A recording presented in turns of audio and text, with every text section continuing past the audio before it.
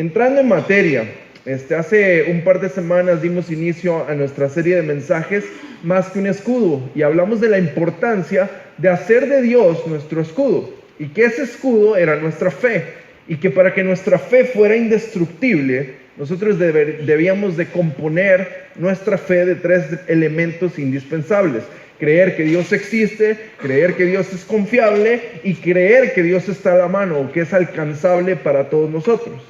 También leímos una canción hermosa que escribió David en 2 de Samuel 22:3, la cual nos dice que Dios es más que un escudo fuerte. Él es también nuestra roca firme, nuestra fortaleza, nuestro libertador, nuestro refugio, nuestra salvación y nuestra torre fuerte.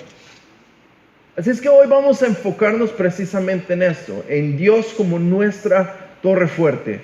Dígale al que está al lado suyo: Dios es nuestra torre fuerte. Ay, qué vacilón cómo repiten todo lo que les dice alguien con micrófono, ¿verdad? ¿Y qué significa eso? Dirán algunos. ¿Cómo? Dios es mi torre fuerte. ¿De qué estará hablando el Paz?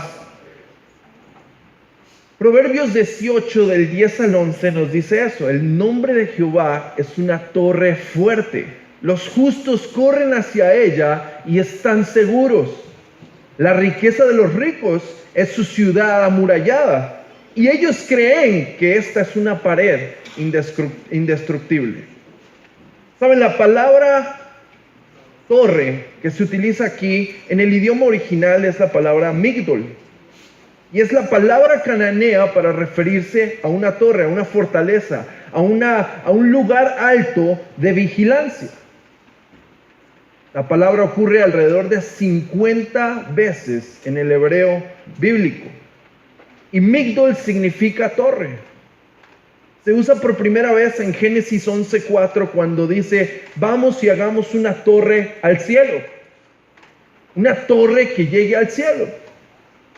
Esto fue cuando querían construir la torre de Babel. Estas personas trataron de construir un templo al cielo, trataron de hacer con su propia sabiduría un camino al cielo. Y Dios, ¿saben qué? Nos dio un solo camino al cielo, y ese es Jesucristo. Amén. Me encantan estos versículos que están aquí para alentarnos y tranquilizarnos en el Señor. Versículos que nos recuerdan que el Señor es nuestra torre alta, que en medio de la tormenta nosotros estamos protegidos, estamos seguros. 2 de Samuel 22:3 dice: el Dios es mi roca, en él confiaré, Él es mi escudo y el cuerno de mi salvación, mi torre alta y mi refugio seguro, mi salvador. Tú me salvas de la violencia de mi alrededor. Salmos 18:2 dice: Jehová es mi roca y mi fortaleza y mi libertador, Dios mío, mi fuerza, en quien confiaré. Él es el cuerno de mi salvación y mi torre alta. Salmos 144:1 dice: bendito sea el nombre del Señor, quien es mi fortaleza, quien adiestra mis manos para la batalla y mis dedos para pelear. Dios mío y mi fortaleza, mi alta torre y mi libertador, mi escudo y aquel en quien confío, quien somete a mis enemigos bajo mis pies. Dios es una torre alta, indestructible, amigos. Él se eleva por encima de toda tormenta, de toda tempestad. Por encima de cualquier problema que tú tengas en tu vida, Dios es una torre fuerte. ¿Cuántos dicen amén? Dios permanece firme. Las olas de la vida podrían seguir golpeando tu vida, pero si tú estás cimentado y seguro en Dios, déjame decirte algo: la tormenta va a pasar y tú permanecerás firme hasta el final. Dios permanece firme, Él es fiel, Él es poderoso, y como resultado, si tú permaneces en Él, tú estarás seguro. El Señor se sienta en su trono. Él mira las profundidades de nuestra vida y puede ver mucho más allá de lo que está a la simple vista. Cuando las olas apenas vienen, Dios las puede avistar desde su torre alta. Las torres eran utilizadas en el Antiguo Testamento para avistar a los enemigos mucho antes de que ellos atacaran. A lo lejos ellos podían ver los campamentos de los enemigos alistándose para la guerra, y preparaban el ejército para que estuvieran listos cuando el ataque sucediera. ¿Sabes? Dios sabe cuando algo va a suceder en tu vida. Él ve al tentador desde lejos. Él sabe cuándo vendrán las cosas que te causarán dolor, que te causarán problemas, dudas, heridas. Él ve nuestros problemas antes de que ellos siquiera sucedan. Antes de que la tentación venga, Dios sabe. Antes de que el problema venga a tu vida, Dios lo ve. Él es tu torre fuerte. Él es tu torre de vigilancia. Y tú estás seguro en Él. ¿No es maravilloso que Dios pueda ver la totalidad de nuestras vidas? Aún lo que para nosotros está oculto, Él lo puede ver. El punto de vista de Dios sobre la vida no está al nivel del ser humano. El punto de vista de Dios sobre tu vida y mi vida va mucho más allá de lo que tú y yo podemos percibir. Y Él conoce y sabe perfectamente que nos encontramos en una guerra espiritual. Tú y yo estamos en una guerra espiritual. Él sabe que nuestra lucha no es contra carne ni contra sangre, sino contra espíritus y huestes de maldad. Y nuestras armas no son de este mundo, dice la Biblia. La guerra que tú y yo estamos librando en nuestras vidas no es de este mundo. Tú no luchas en contra de la enfermedad, eso es mentira. Tú no luchas en contra de tus problemas financieros, eso es mentira.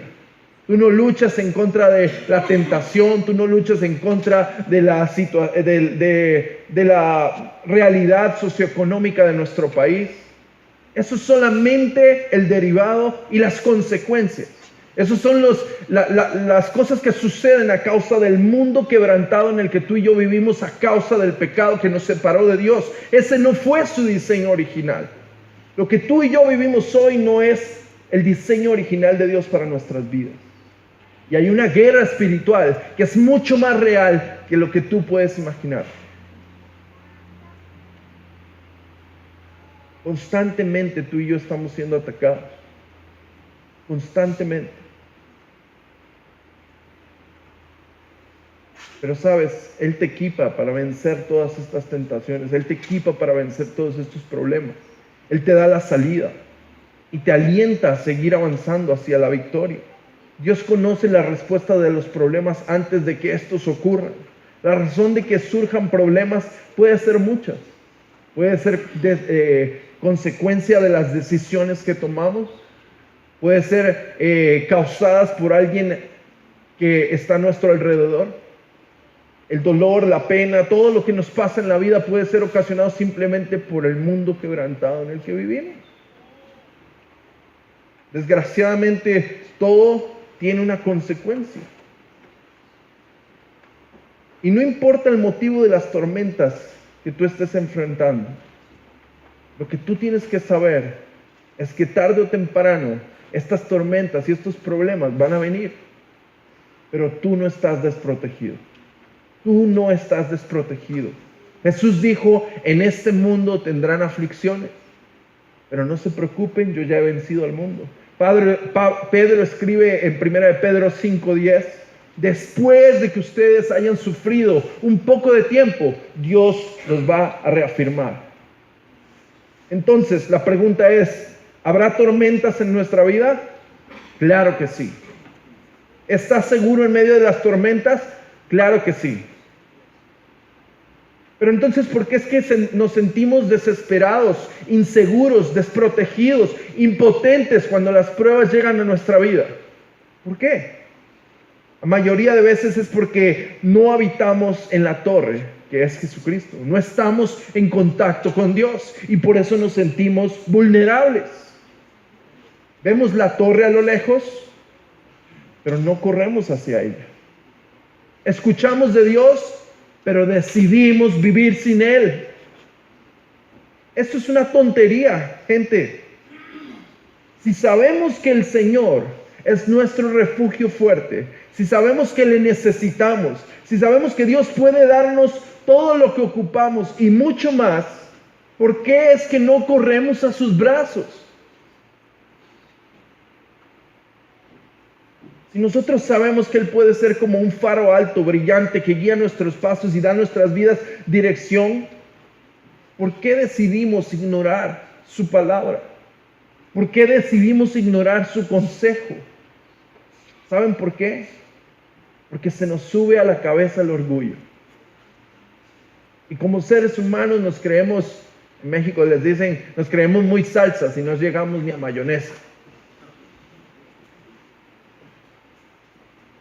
Nos creemos que podemos solos. Nos va bien un par de meses en la vida y creemos que ahora sí puedo darme el lujo de guiar mi propio barco. Y les decimos, tranquilo Dios, ¿por qué no me deja a mí hacer las cosas solo? Vaya, ¿por qué no vaya ayuda a alguien más novato? Yo creo que yo puedo ya.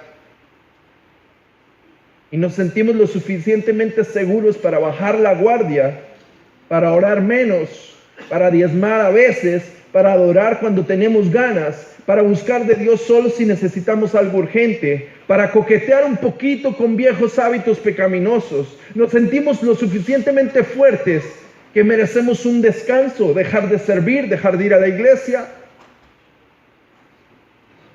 Y la Biblia dice, ¿verdad? Ay de aquel que se crea estar fuerte, mire que no caiga. Déjame decirte algo. El orgullo es el mismo error que cometen los boxeadores engreídos. ¿Nunca han visto un boxeador? Cuando en el pesaje o en la UFC, a mí me encanta ver a los que llegan muy salseritos a la oportunidad de pesaje, ¿verdad? Y son matones y hablan paja hasta decir basta.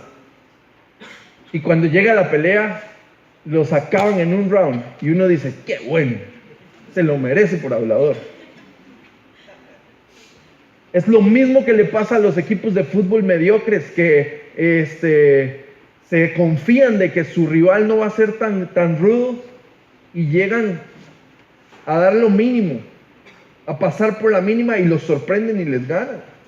Es lo mismo que le pasa a los generales de guerra ignorantes, que menosprecian a su enemigo y bajan la guardia, y todos ellos terminan derrotados. Cuando tú y yo nos alardeamos de que podemos sin Dios, tú y yo vamos a terminar derrotados. No hay otra respuesta. Gente, si tú y yo no estamos tomados de la mano de Dios, no podemos alcanzar nada. Tu mejor ofensa en contra de la guerra espiritual, en la que definitivamente estás, aunque tú no quieras aceptarlo, es tu defensa. Tú quieres ganar territorio ante el enemigo, primero tienes que tener una buena defensa. Y para tener una buena defensa necesitas a Dios en la torre. Necesitas a Dios vigilante. Necesitas escuchar la voz de Dios que constantemente te está diciendo hacia dónde ir, qué hacer y qué no hacer. Cuando tú sigues la voz de Dios, tú estarás seguro. Tú estarás preparado para la batalla. Y cuando vengan los ataques del enemigo, no te van a agarrar de sorpresa. Porque por si no lo sabías, te lo vuelvo a decir, estamos en una guerra espiritual. ¿Cómo quisiera? Yo le decía a los muchachos un día de estos, hace un par de semanas, mientras los preparábamos para el campamento, les decía, ¿cómo quisiera, chicos, que ustedes pudieran abrir sus ojos espirituales? Se aterrorizarían de los demonios que andan rondando sus vidas. Y no nos gusta hablar de estas cosas, ¿verdad? En las iglesias. Pero yo sé que muchos andan permitiendo que en sus casas ronden demonios de lujuria, ronden demonios de duda, y andan coqueteando con el enemigo y ignoran el hecho de que está a punto de atacar. Y si nosotros abriéramos nuestros ojos espirituales, nos daríamos cuenta que esta guerra es muy real y que tú y yo tenemos que tomarnos esta guerra en serio. Hay una guerra por ganar tu alma.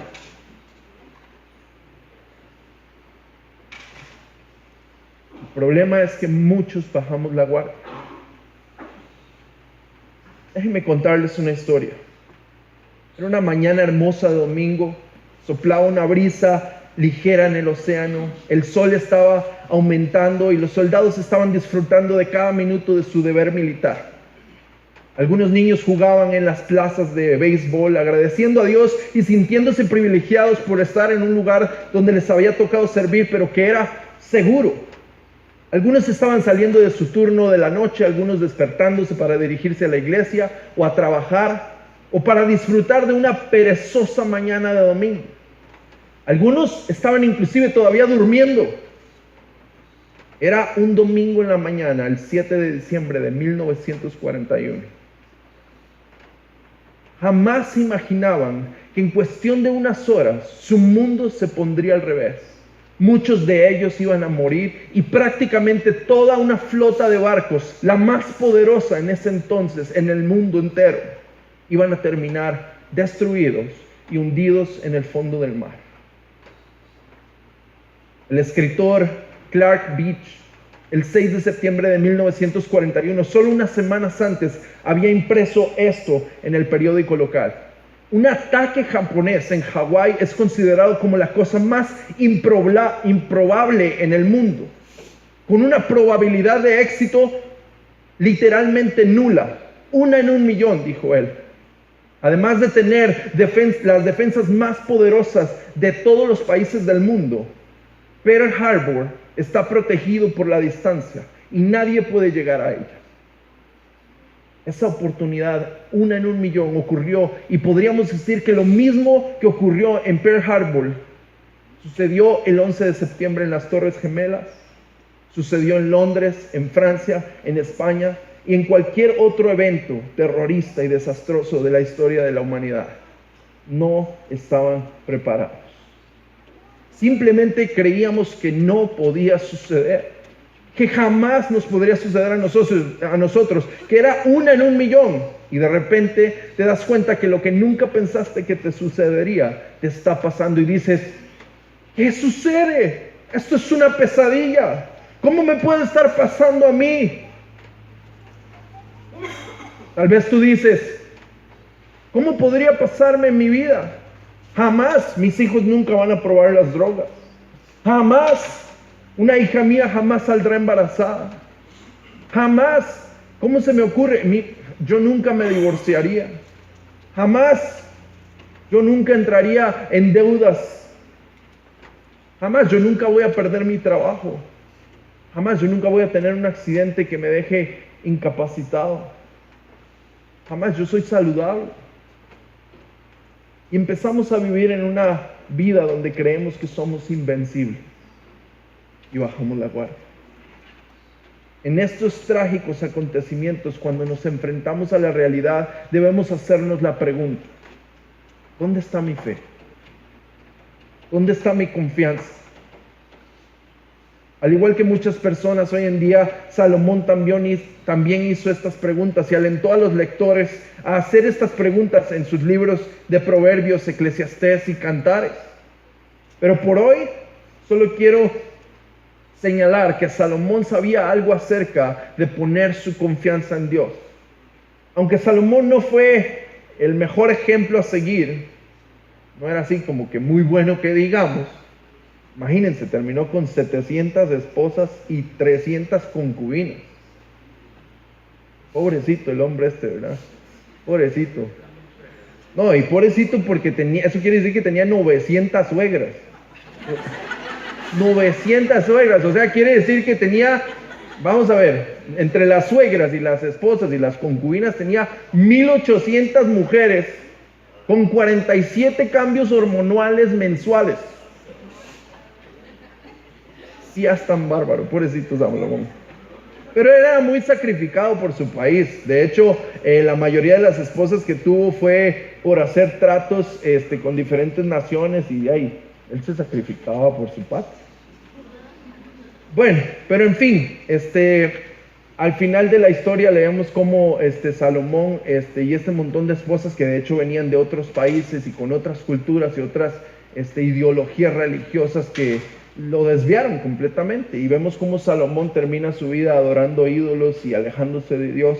Pero si leemos su inicio, el comienzo de su reinado y su infancia, vemos evidencia en el texto de que Salomón confió en el Señor.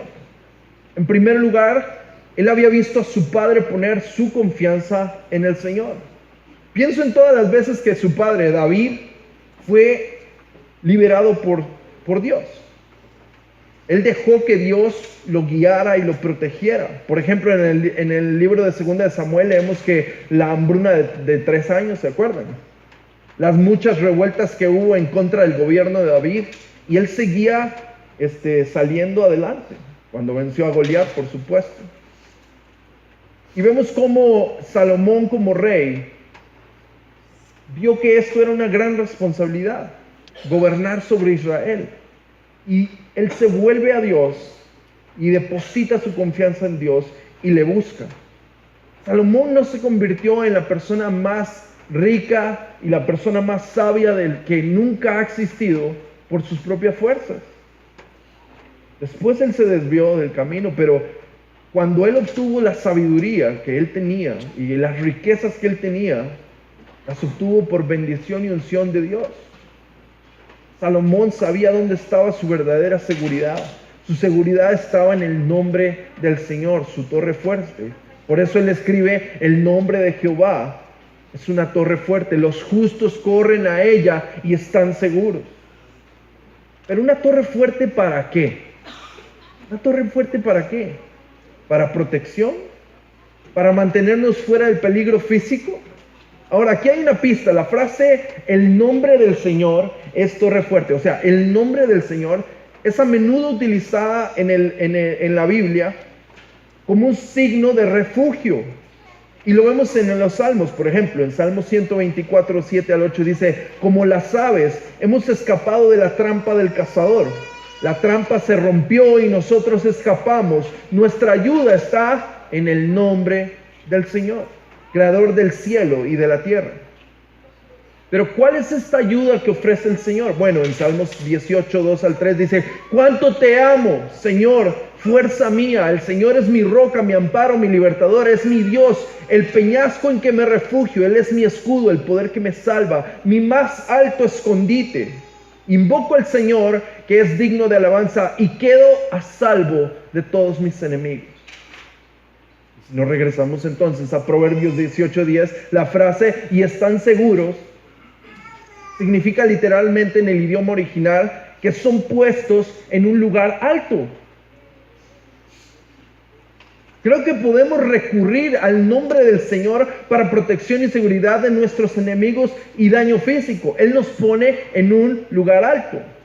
Recuerdo cuando era chiquitillo, yo vivía ahí por donde ahora está el lugar donde está el colegio de médicos, ahí en el Limbo, por el hogar de ancianos. Y mi mamá me mandó a comprar unas tortillas a la pulpería. Yo tenía como 11, 12 años. Y salí y cuando eso todavía no me había estirado, ¿verdad? Ni me había hecho así guapo y esbelto y todo. Y recuerdo que salgo y no encontraba mis zapatos. Entonces me puse los zapatos de mi papá, ¿verdad? Y me quedaban bastante grandes. Y ahí iba, ¿verdad? Chancleteando por la calle, ¿verdad? Cuando de repente se suelta un perro Doberman que tenía un vecino. Se suelta y ese perro se vino directo hacia mí. Yo iba corriendo eran chancletas y tras de esos grandes, ¿verdad? Y voy corriendo y de repente, yo no sé, del susto pegué un brinco. Y había un caño así grandísimo y al otro lado del caño había una cerca de caña indio con alambres de púas. Yo no sé, ni me pregunten cómo, pero yo caí en el alambre más alto, que medía como más o menos como 1.10 m o algo así. Yo estaba chiquitillo, brinqué un caño como de 1 metro y caí en el alambre más alto agarrado de una caña y así. Pero ¿sabes qué? Esto me hace pensar en que usualmente cuando estamos en peligro, corremos hacia arriba. ¿Cierto? También recuerdo una vez que fuimos a acampar, seguramente Toñito se acuerda porque él era de los líderes de jóvenes, y recuerdo que fuimos a acampar a un lugar ahí en San Carlos. Por cierto, el dueño de ese lugar estaba como enamorado de mi abuela.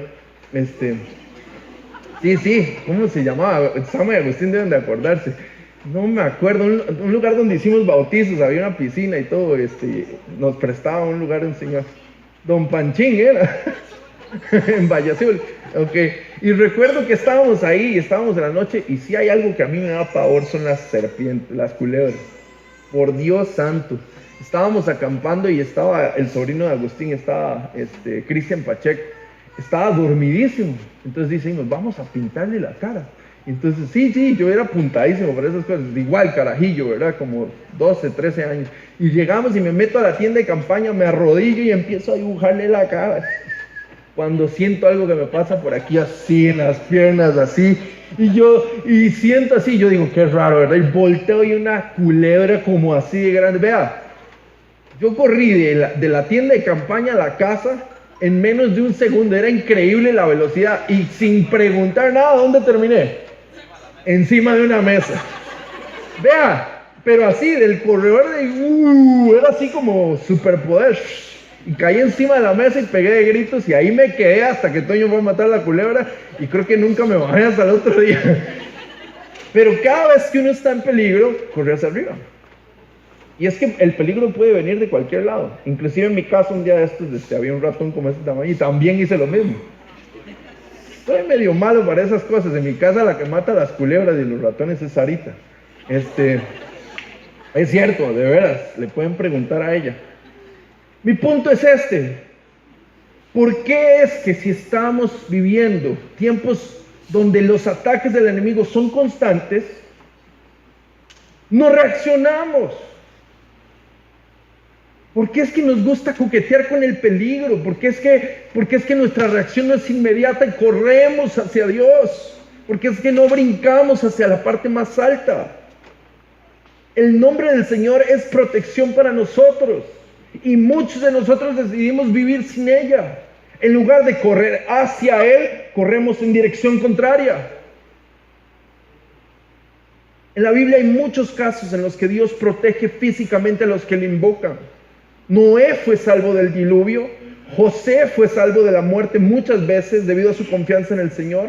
Según Hechos 12, Pablo fue salvo de la cárcel y de la ejecución, y Jesús mismo fue protegido hasta que llegó su tiempo, su hora. Todas estas personas fueron protegidas por Dios. ¿Por qué? Porque pusieron su confianza en Dios. Pero ¿qué hay de todos aquellos que ponen su confianza y fe en el Señor y fueron vencidos por sus enemigos? Porque también existen esos. No todos fueron echados al pozo de los leones como Daniel y fueron salvados. O al horno. Por ejemplo, ¿qué hay de Santiago, el hermano de Juan, que fue ejecutado por su fe en Cristo? ¿Qué pasa con Esteban, que fue apedreado? ¿O con Pablo? ¿Qué pasa con los muchos mártires que a lo largo de la historia han sido asesinados? Incluyendo a mártires modernos como Jim Elliot. Los cristianos rusos durante el reinado comunista, los cristianos chinos, los judíos durante el gobierno de Hitler. ¿Qué pasa con los cristianos que hoy en día están dando su vida en el norte de Corea? ¿Por qué es que ellos no fueron protegidos? ¿Por qué no se salvan de sus enemigos? Creo que la realidad absoluta de nuestra existencia se muestra en nuestro estado eterno. Ser protegido de la muerte física no es la meta final de Dios. Esa no es su meta final. Por supuesto que Él sana, por supuesto que Él nos cuida, por supuesto que Él nos guarda, pero esa no es su meta final. Ser protegido de la muerte física es solamente una forma de refugio y protección que Dios ha diseñado para nosotros, pero su meta final es salvar tu alma, es tu eternidad. Después de todo, aunque fue salvado de la inundación, Noé finalmente murió, ¿cierto o no? José murió, Abraham murió como a los 1000 años, pero murió. Moisés, Ruth, Esther, David, Gedeón, Job, Pedro, todos murieron. La protección de Dios no es solo protección física, es protección de la muerte espiritual. Nuestra vida tal como existe se va a esfumar.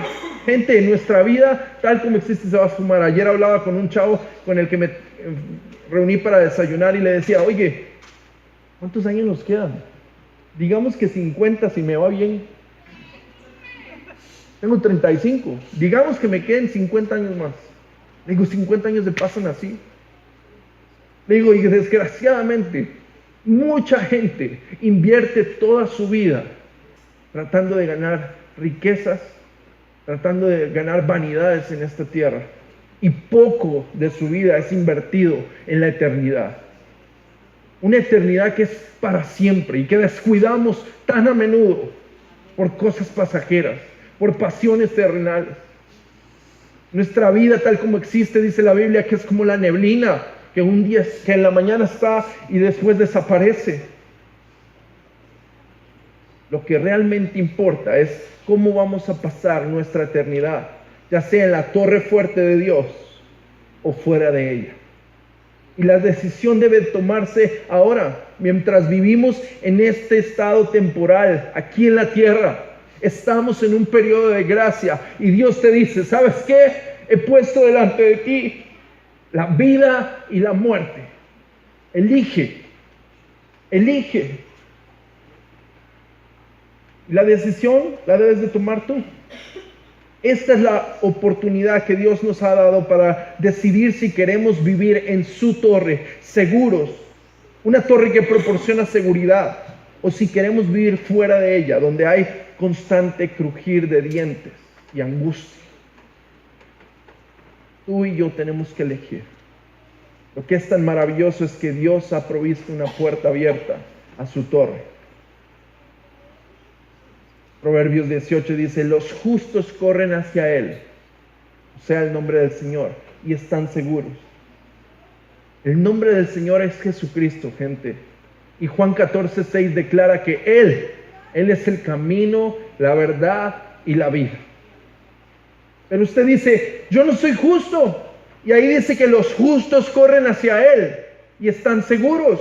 Pero yo no soy justo. Solo los justos pueden entrar en la torre. Y déjeme decirle, tiene toda la razón.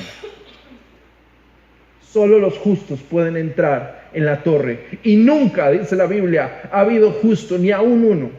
Solo Jesucristo.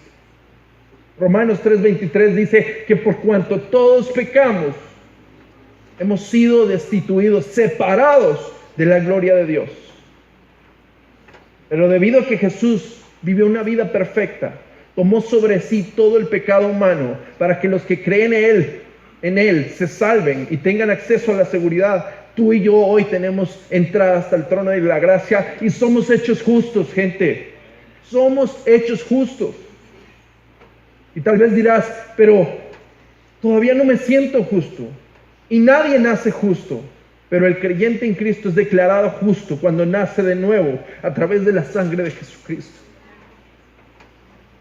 Nicodemo le preguntó a Jesús, ¿cómo nacer de nuevo? ¿Acaso tengo que volverme a meter al vientre de mi madre y nacer otra vez? Y le dice, no, lo que tienes que hacer es creer, confesar con tu boca que Jesús es el Señor. Romanos 5:19 dice, porque así como por la desobediencia de uno solo el pecado entró al mundo, también por la obediencia de uno solo muchos serán considerados justos. Ahora aquí hay una clave muy interesante. Este versículo dice que así que por la obediencia de uno solo, o sea Jesucristo, muchos serán considerados justos. Noten que dice muchos y no dice todos. Todos tenemos la oportunidad, pero no todos deciden correr hacia la torre alta que es Jesucristo. El hecho de que Jesús diera su vida por toda la humanidad no te hace automáticamente salvo. El regalo está puesto en la mesa, pero tú tienes que correr y tomarlo y decir, yo creo. La Biblia lo dice. La Biblia nos dice que si decidimos aceptarle, Él se convierte en nuestro abogado y Él nos justifica a través de su sangre, haciéndonos justos y santos. Tú solo tienes que correr a Él. Sus brazos están abiertos. Jesús está ahora sentado a la diestra del Padre y está listo para el tiempo del juicio, cuando toda la humanidad se presente delante de Él. Y Él le dirá al Padre, un momentito, este que viene ahí es justo, lo conozco, déjenlo entrar. O dirá, a este nunca lo conocí. ¿Cómo se hace una persona justa ante los ojos de Dios? Debes creer que Jesucristo es tu Salvador. Debes de confesarlo con tu boca. Debes de creer que Él murió y resucitó por tus pecados. Este es el regalo gratuito de Dios. No podemos ganarlo, no podemos pagarlo, no podemos pretender ser salvos solamente siendo buenas personas. Debemos aceptar con fe que Dios tiene un plan eterno para nuestra vida y que incluye convertirse en un creyente y en un seguidor legítimo de Jesucristo. Una persona que honre con su vida, con sus acciones, con sus palabras, con sus pensamientos a aquel que lo dio todo por usted. Romanos 6:23 dice, porque la paga del pecado es muerte, pero el don gratuito de Dios es vida eterna en Cristo. Y en el tercer capítulo de Juan, el versículo probablemente más recitado y conocido, Juan 3:16 dice, porque de tal manera amó Dios al mundo que dio a su Hijo unigénito, para que todo aquel que en Él cree no se pierda, mas tenga vida eterna. Y muchos se detienen ahí.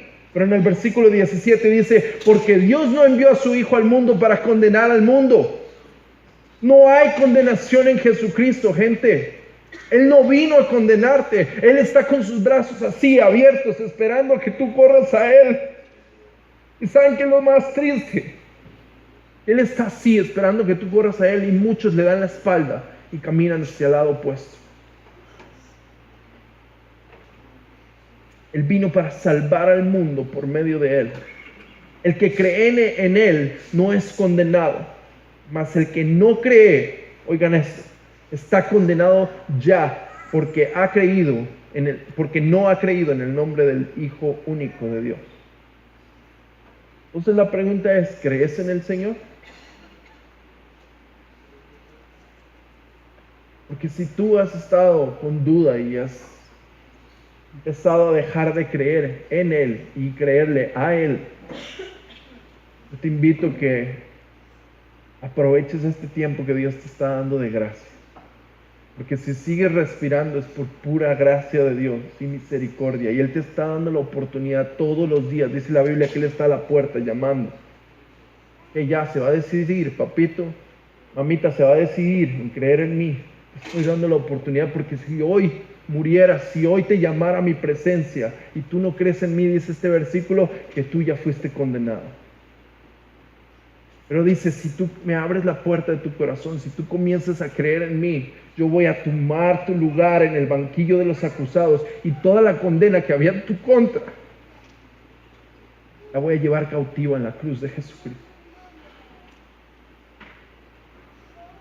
Y el resto de este versículo de Proverbios habla de lo que no es tan bueno. Dice, los justos corren a Él, ¿verdad? Y están seguros. Y en la segunda parte dice, mas la riqueza de los ricos es su ciudad fortificada. Ellos lo imaginan como si fuera una pared inescalable. A mí me gusta parafrasear este versículo y ponerlo así. Los ricos piensan que su riqueza los protege y se imaginan que están seguros detrás de ella. Esto no quiere decir que ser rico sea malo. De hecho, en 1 Timoteo capítulo 6 dice que el amor al dinero es la raíz de todos los males.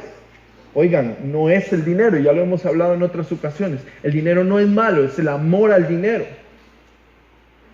Es nuestra respuesta a la riqueza y el dinero que puede ser malo. En este versículo vemos que la respuesta de los ricos es la que los condena. Ponen su confianza en el dinero, ponen su confianza en sus cosas, en sus posesiones y no en el nombre del Señor. Cuando llega el problema, corren para esconderse detrás de sus posesiones. Y tal vez tu problema no sea el dinero, pero cuando llegan las tempestades, ¿a dónde corres tú? ¿Es Dios tu primera opción o es tu última opción? ¿A dónde está tu seguridad? ¿Tu seguridad depende de una persona? ¿Tu seguridad depende de tu trabajo? ¿Tu seguridad depende de tu familia? ¿Tu seguridad está puesta en tu casa? ¿Tu seguridad está puesta en lo que hay en el refrigerador? ¿En tu seguro de vida? en las garantías sociales, en tu gobierno. Sabes, todo esto es una falsa protección. Si la riqueza puede comprar cosas, claro que sí. ¿Y será suficiente para salvarte de alguna enfermedad? Tal vez te compre un buen tratamiento y un buen doctor. Pero la muerte espiritual, cuando tu muerte llegue, y va a llegar, tu muerte espiritual, tu riqueza, tus posesiones, las cosas en este mundo no te van a servir de nada. Podrías decir que tu confianza está puesta en el Señor, o está en el mundo, tu dinero, o está puesta tal vez hasta en ti mismo. Y así como el dinero, tenemos muchas cosas o personas en las que hemos puesto nuestra seguridad. Y Mateo 6 del 19 al 21 nos dice: no guarden tesoros en la tierra, donde la polilla y el óxido los destruyen, y donde ladrones entran y hurtan, pero guarden para ustedes tesoros en el cielo, donde la polilla y el óxido no destruyen, y donde los ladrones no entran y hurtan, porque donde está su tesoro, ahí está también su corazón. ¿Dónde está su tesoro? ¿Cuáles son las cosas que más te importan? Las cosas que más y pones tú como prioridad en tu vida. Porque sabes, si Dios no está en esa lista, Él no está en tu corazón. ¿Cuáles son las cosas que ocupan tu mente constantemente? Te levantas y sin importar lo que tengas que enfrentar en el día, ¿Dios es tu primer pensamiento? ¿O no te acuerdas de Él hasta el domingo en la mañana? Donde está tu tesoro, ahí está tu corazón. ¿Cuáles son las cosas que tú consideras de valor en tu vida?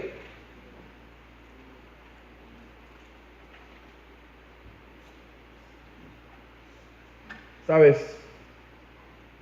Una flota de los barcos más poderosos, una flota de barcos blindados con las armas más avanzadas y cientos de millas del enemigo, no te podrían proteger si tú bajas la guardia.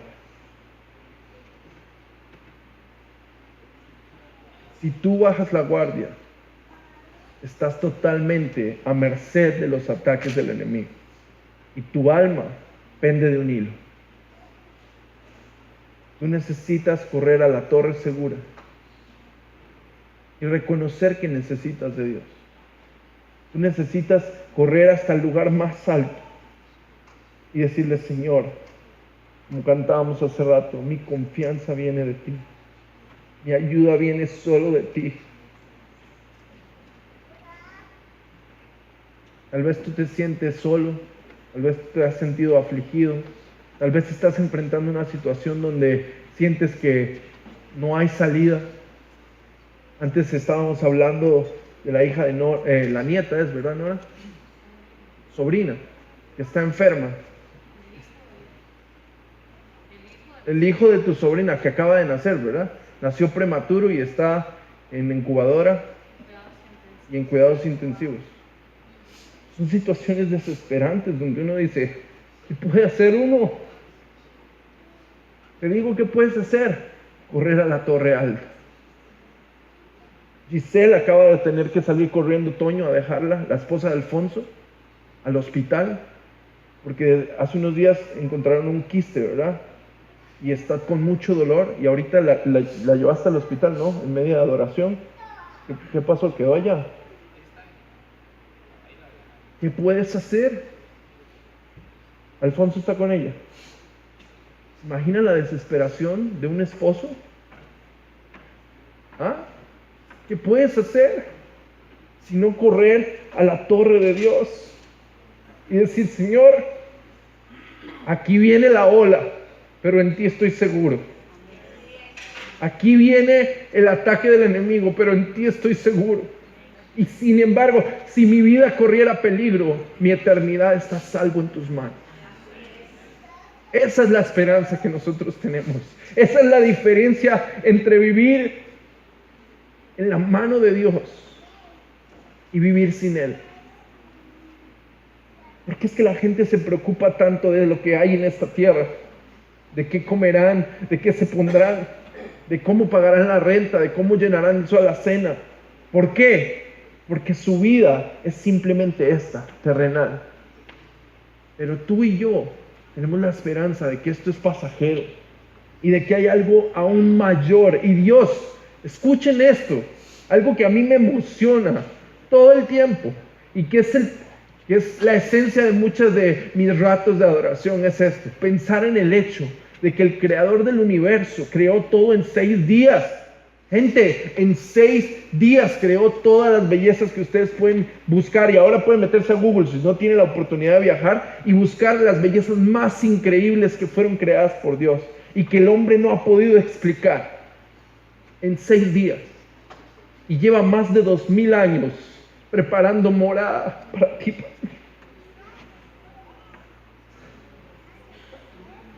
¿Se imaginan lo increíble que va a ser el cielo? ¿Se imaginan lo emocionante que va a ser solo la entrada de ese lugar? Solo llegar y decir: Señor, wow, por fin llegué.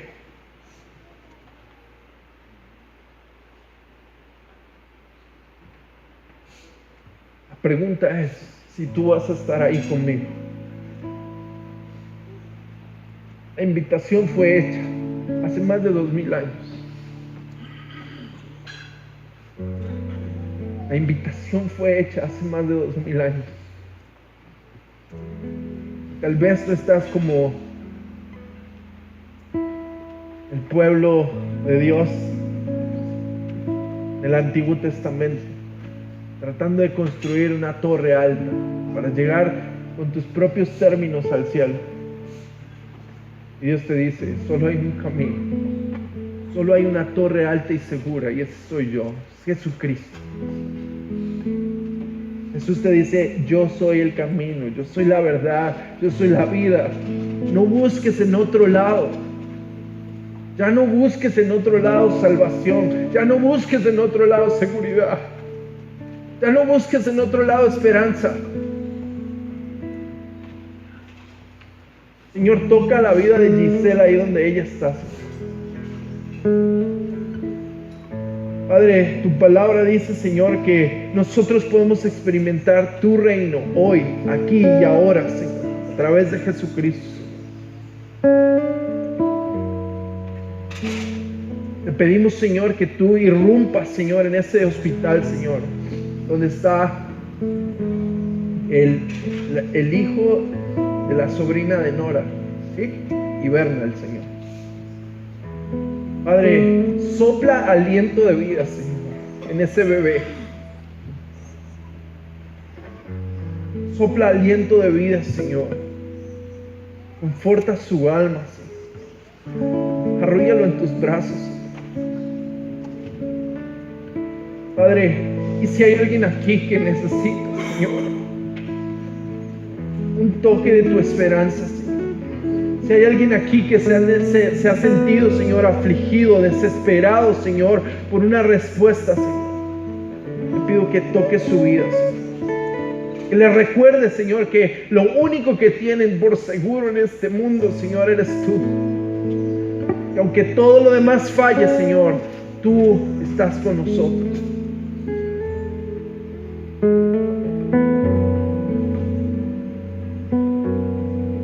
¿Qué les parece si el equipo de oración pasa por aquí?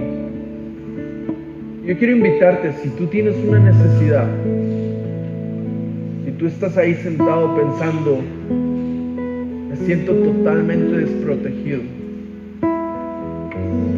si hace rato te has sentido como que hay algo que se te ha salido del control, te invito a que pases por aquí y dejes que alguien ore por ti, que alguien te abrace y te recuerde que tú estás seguro en los brazos de Dios. Vámonos de pie y vamos a orar. Y si hay alguien aquí que tal vez nunca verbalmente le ha dicho: Señor, entra en mi corazón, Señor, te entrego mi vida, yo te invito a que ahí donde tú estás le digas: Señor, ¿sabes qué? Soy pecador, Yo he pecado, no me merezco tu gracia, pero sé que tú moriste y resucitaste por mí, pagaste el precio de mis pecados.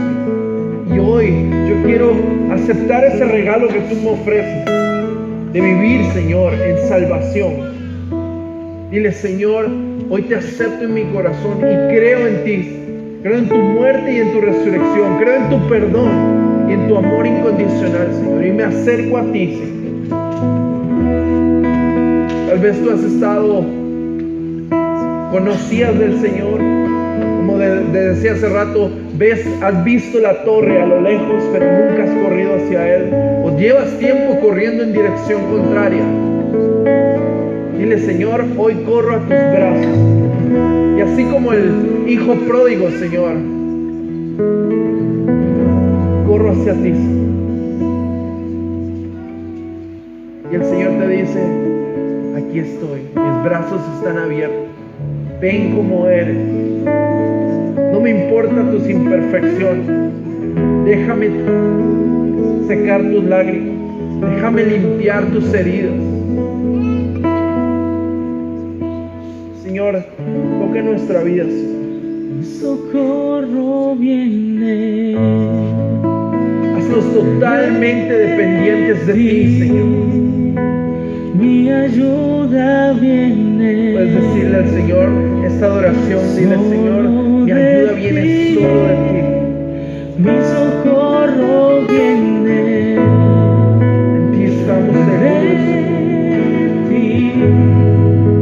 Mi esperanza está puesta solo en ti, Jesús.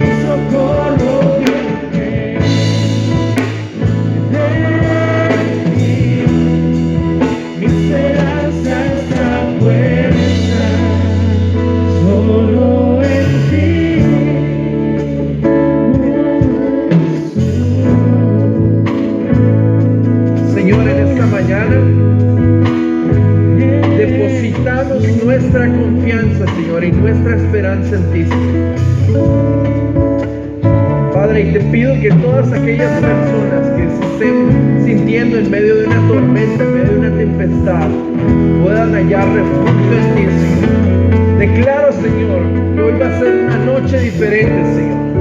Que hoy, cuando se vayan a acostar, Señor, ellos podrán descansar tranquilos, Señor, y dormir confiados, porque tú les sustentas, Señor. Y que mañana por la mañana, mientras inician su semana, Señor, ellos puedan decir como David: yo me acosté y yo dormí porque Jesús me sustentaba. Padre, que su semana comience distinta, Señor. Que haya un soplo de esperanza en sus vidas, Señor. Que haya una luz de fe, Señor. Que les recuerde, Señor, que no están solos, Señor. Rodéalos de gente, Señor, que marque la diferencia en sus vidas. Que sea ahí en momentos específicos donde necesiten, Señor, una palabra de aliento, Señor. Si hay alguna necesidad, Señor, de sanidad, te pido que toques su cuerpo, Señor. Y que si es una necesidad, Señor, espiritual, Señor, en su alma, de emociones, Señor, que tú les sanes, Señor. Que tú cicatrices sus heridas, Señor. Y que ellos puedan salir de aquí distintos, Señor, renovados, confiados, Señor, de que tú tienes todas las cosas bajo control, Señor. Y que en ti, Señor, nuestra carga es fácil y ligera. Bendice la vida de esta congregación, Señor. Bendice a todas las personas, Señor, de la Viña Palmares, Señor. Y nuestra familia extendida en todo el mundo, Señor. Que hoy, Señor, se levante una generación de cristianos que constantemente corren a tus brazos. Te bendecimos, Señor, y te damos gracias